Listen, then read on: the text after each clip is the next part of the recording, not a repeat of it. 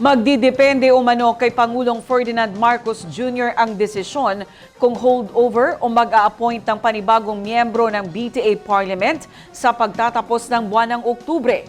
Ito ang sagot ni BTA Speaker Muhammad Yacub sa tanong kung ano ang magiging estado ng mga miyembro ng BTA sa katapusan ng buwan, gayong hindi natuloy ang kauna-unahang parliamentary election sa rehiyon na itinakda noong October 13. Narito ang pahayag ng opisyal.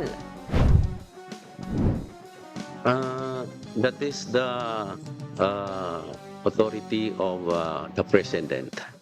Whether he continue hold over capacity of the Parliament or mag-a-appoint siya, depende sa anong mangyayari na pwede niya gagawin based on the legal process.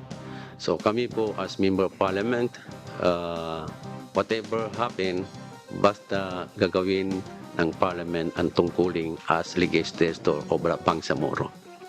Yun lang ang focus namin. Since na nandito pa, we should work on our mandate. So kung ano yung holdover capacity, new Parliament member na re-appoint, hindi po yung control ng Parliament ngayon.